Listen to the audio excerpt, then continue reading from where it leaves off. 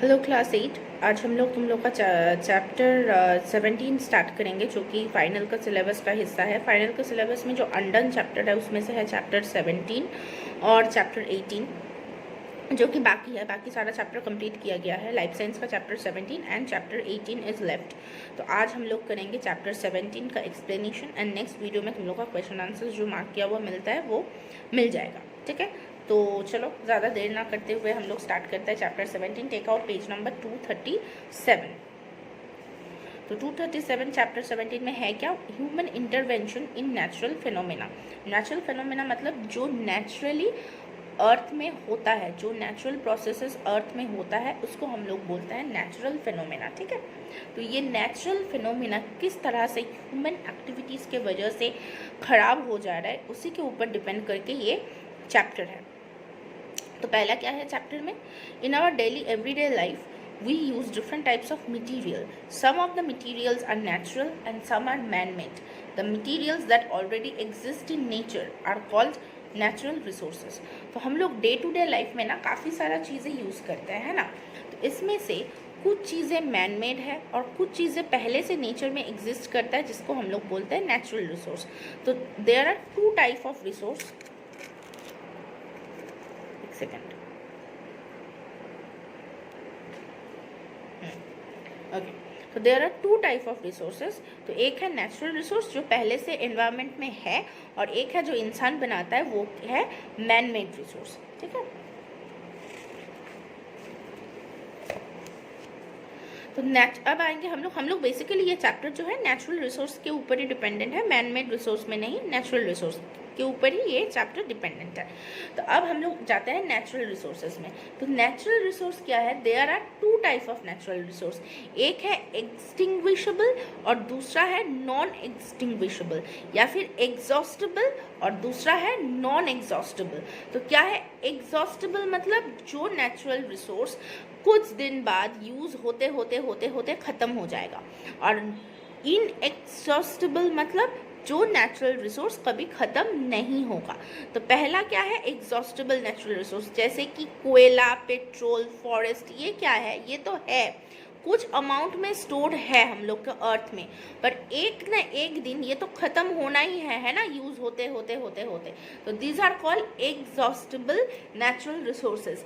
और जो natural resource non मतलब इनएग्जॉस्टेबल है, जैसे कि पानी, सनलाइट, सॉइल, ये सब कुछ इनएग्जॉस्टेबल है, इसको हम लोग बोलेंगे नॉन रिन्यूएबल रिसोर्सेज। ठीक है, तो दो गया, एक है एग्जॉस्टेबल जो कि नॉन रिन्यूएबल है, जिसको हम लोग वापस नहीं ला सकते, जो ख़त्म हो जाएगा।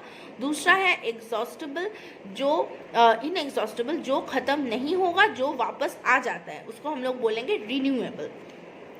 नेक्स्ट हम लोग दो इस ऐसा रिसोर्स के बारे में पढ़ेंगे जो कि इन एग्जॉस्टेबल रिसोर्सेज है, जो कि नॉन रिन्यूएबल रिसोर्सेज है। जो रिसोर्स एक बार अगर ख़त्म हो जाए वो वापस नहीं आएगा। तो पहला वैसा है एक फॉरेस्ट और दूसरा है फॉसिल फ्यूल। पहला है फॉरेस्ट, दूसरा है फॉसिल फ्यूल। तो अब हम लोग देखेंगे कि फॉरेस्ट इम्पॉर्टेंट क्यों है। Forests provide a habitat to a large number of plant, trees, animals, birds and insects which are dependent on each other. Some of the advantages of forest are, forest में काफ़ी सारा जानवर और plant मिलता है जो कि एक दूसरे के ऊपर डिपेंडेंट है। इंपॉर्टेंट क्या है? Forest purify the air by taking in carbon dioxide and providing a large amount of oxygen.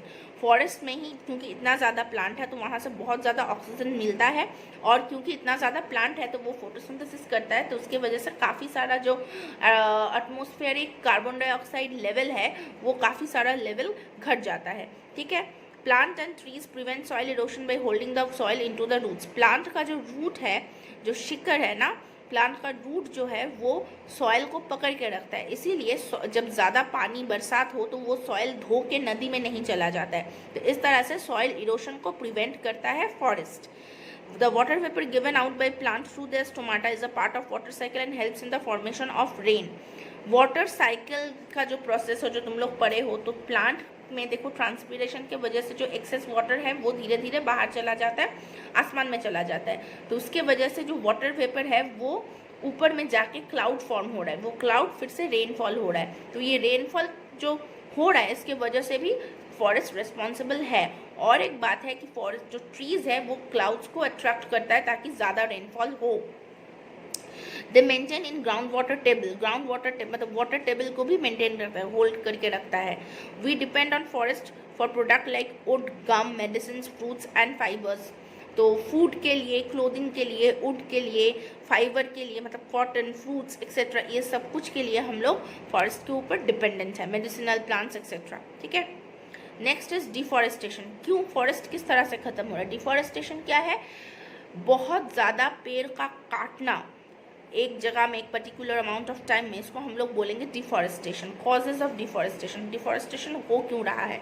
Considerable increase in human population and the demand of source to fulfil their need.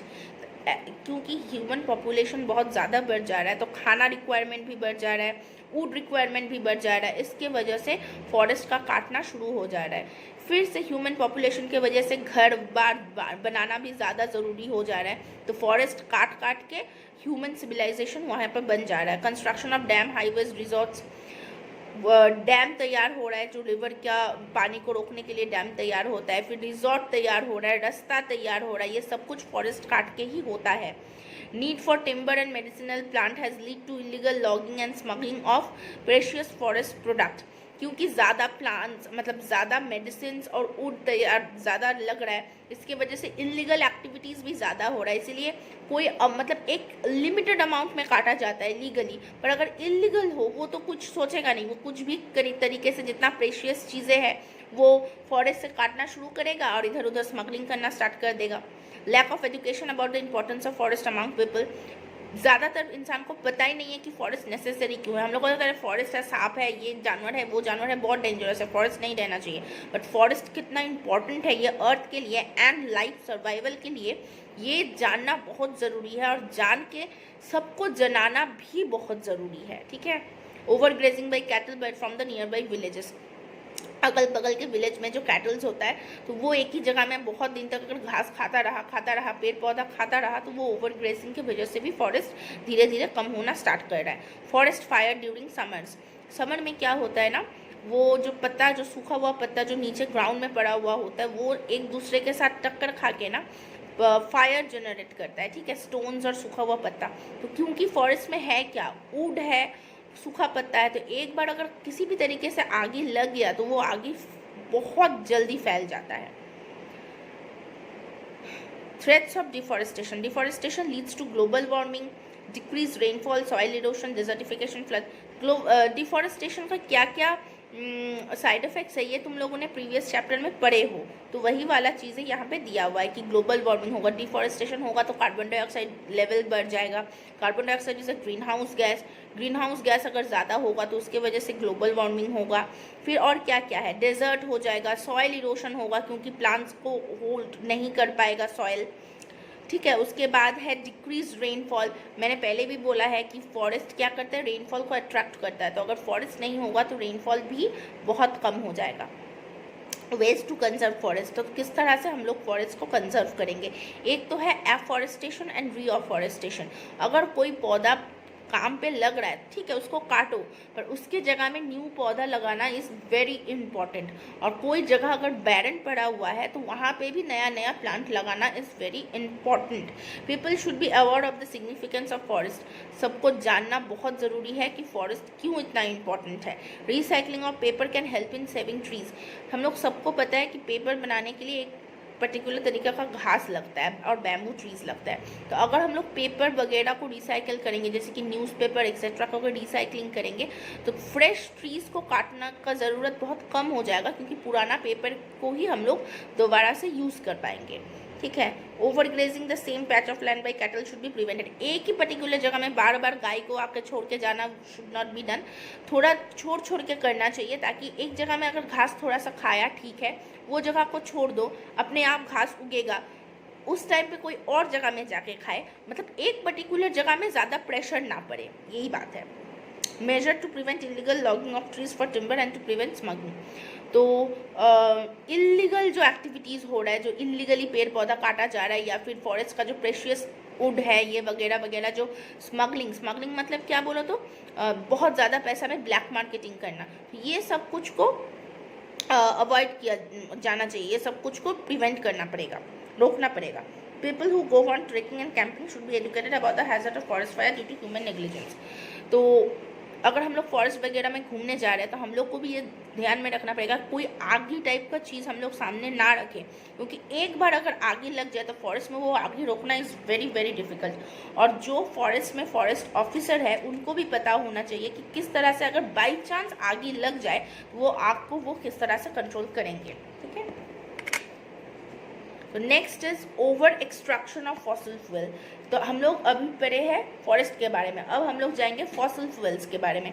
Fossil fuels मतलब petroleum, ठीक है, फिर natural gas, कोल, ये गया fossil fuel.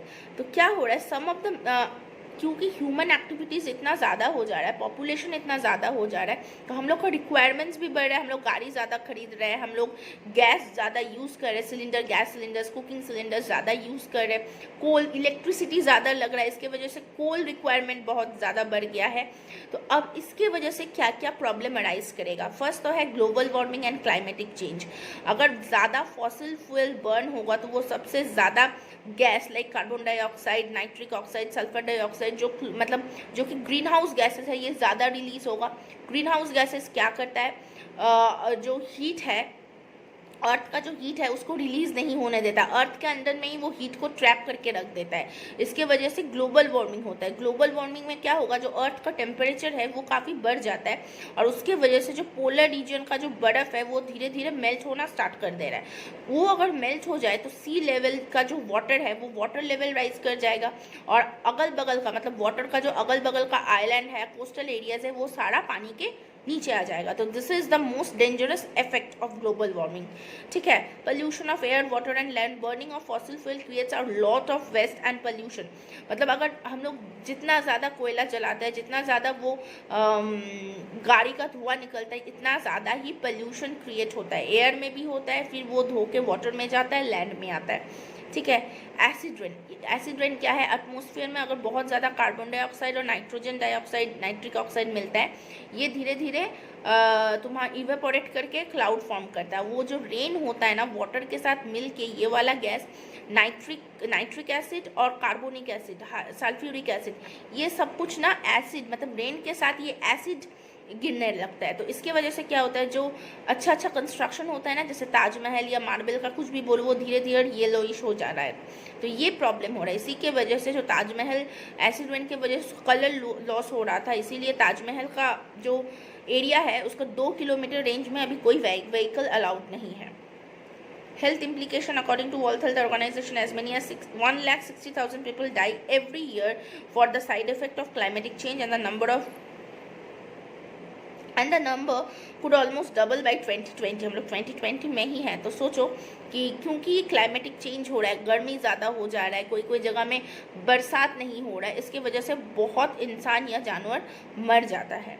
Exhaustion of existing reserve, जितना reserve है, अरे एक दिन तो ख़त्म होगा ही ना अगर हम लोग ओवर एक्सप्लॉइट करेंगे तो वो यूज़ हम लोग को थोड़ा समझ बूझ के करना पड़ेगा, क्योंकि चीज़ें कम हैं, इंसान ज़्यादा है। अगर सोचो कि तुम्हारे घर में खाना बहुत कम है और अचानक से बहुत सारा गेस्ट आ गया पर खाना बहुत कम है, तो हम लोग को क्या करना पड़ेगा, और बाज़ार भी नहीं जा सकते, तो क्या करना पड़ेगा, थोड़ा सूझबूझ के थोड़ा के यूज़ करना पड़ेगा। जो खाना हम लोग कभी कभी वेस्ट भी कर देते, मम्मी ने 4 पूरी दिया है, ठीक है 2 खाएंगे 2 फेंक देंगे, या फिर 2 बाहर में फेंक दिया, 2 वेस्ट, बाहर में कोई कुत्ता को खिला दिया, that is absolutely fine. But अगर वेस्ट कर रहे हो तो वो वेस्ट डेफिनेटली नहीं करना चाहिए, क्योंकि we need to save it. तो इसी तरीके से जो नेचुरल रिसोर्सेज है उसको भी सेव करना बहुत ज़रूरी है। नेक्स्ट है ऑल्टरनेट यूज ऑफ एनर्जी। अब बोलोगे मैम पॉपुलेशन ज़्यादा है, इलेक्ट्रिसिटी तो चाहिए ही होगा, how can we save that. तो इलेक्ट्रिसिटी का भी ना ऑल्टरनेटिव सोर्स होता है। एक तो है थर्मल इलेक्ट्रिसिटी, जो कि कोयला जलाने से मिलता है, कोयला जला के थर्मल इलेक्ट्रिक पावर प्लांट से इलेक्ट्रिसिटी प्रोड्यूस होता है। उसके उसको छोड़ के और भी इलेक्ट्रिसिटी प्रोडक्शन पॉसिबल है, जो कि है पानी के द्वारा हाइड्रो इलेक्ट्रिसिटी, और एक है विंड मिल में। जो विंड मिल देखते हो ना ना बड़ा बड़ा कोई भी मूवी में या सीरियल में देखोगे विंड मिल दिखता है, वहाँ पे क्या होता है, विंड का जो एनर्जी है उससे वो जो टर्बाइन है वो घूम घूम के एनर्जी प्रोड्यूस करता है, इलेक्ट्रिसिटी प्रोड्यूस करता है। और वाटर का भी, वाटर जो अगर जो नदी बहुत फ्लोई है, ये गंगा में कभी वाटर हाइड्रो इलेक्ट्रिसिटी नहीं होगा। जो नदी बहुत स्पीड से फ्लोई रिवर है, जो कि साउथ इंडिया का ज़्यादातर रिवर है और ऊपर का एकमात्र ब्रह्मपुत्र है, क्योंकि उसका रिवर का फ्लो बहुत ज़्यादा होता है। और ऐसा रिवर जो कि 12 महीना उसमें पानी हो, इस तरह का रिवर चूज किया जाता है जहाँ पे बहुत ज़्यादा फ्लो हो और 12 महीना उसमें पानी हो। उस kind of river are chosen for hydro electricity. ठीक है, वाटर से इलेक्ट्रिसिटी तैयार होना, दीज आर ऑल्टरनेटिव सोर्स। तो जहाँ जहाँ पे कोयला का इलेक्ट्रिसिटी इज नेसेसरी, फाइन। और जहाँ जहाँ पे ऐसा वाटर बॉडीज है जहाँ पे हाइड्रो इलेक्ट्रिसिटी इज पॉसिबल, वो जगह पे hydro electricity and wind electricity को अगर हम लोग काम पे लगाएंगे तो पूरा का पूरा कोयला के ऊपर प्रेशर थोड़ा घटेगा। ठीक है, next is solar panel, solar electricity use करना, सोलर पैनल में पानी गर्म करना एक्सेट्रा, ये सब कुछ। कुकिंग गैस को थोड़ा कम करके थोड़ा इंडक्शन यूज़ करना, थोड़ा सोलर कुकर यूज़ करना, ये कुछ प्रोसेसेस है। माइक्रो हाइड्रो सिस्टम, वाटर में देखना कभी कभी जाओगे कि पानी में ना वो टर्बाइन्स घुमाया जाता है जहाँ से एनर्जी रिलीज होता है। ठीक है, उसके बाद है बायोमास एनर्जी। बायोमास एनर्जी मतलब वो जो गोईठा दिया जाता है ना, बायोमास एनर्जी से energy from the organic matter like would, dried vegetation, crop residues, aquatic plants and even garbage which can be use for various application. मतलब ये जो वेस्टेज है इसको एक जगह में करके इसको जला के हम लोग एनर्जी उसको मतलब वो एनर्जी तैयार हम लोग कर सकते हैं। ठीक है, तो ये गया कंजर्वेशन ऑफ फॉसिल फ्यूल। मतलब फॉसिल फ्यूल है, हम लोग को काम तो मतलब यूज़ तो करना है, पर थोड़ा समझ बूझ के किस तरह से हम लोग यूज़ करेंगे इसके ऊपर ही डिपेंडेंट है। तो ये गया दो नेचुरल रिसोर्स जो हम लोगों ने पढ़ा, एक था फॉरेस्ट और एक है फॉरेस्ट फ्यूल। तो ये दोनों के ऊपर ही ये चैप्टर है। चैप्टर काफ़ी छोटा है, ख़त्म भी हो गया। तो ठीक है, समझ लो, जहाँ जहाँ पे डाउट्स होगा मार्क करके रखो। और क्वेश्चन आंसर का वीडियो तुम लोग को नेक्स्ट मिल जाएगा। Thank you.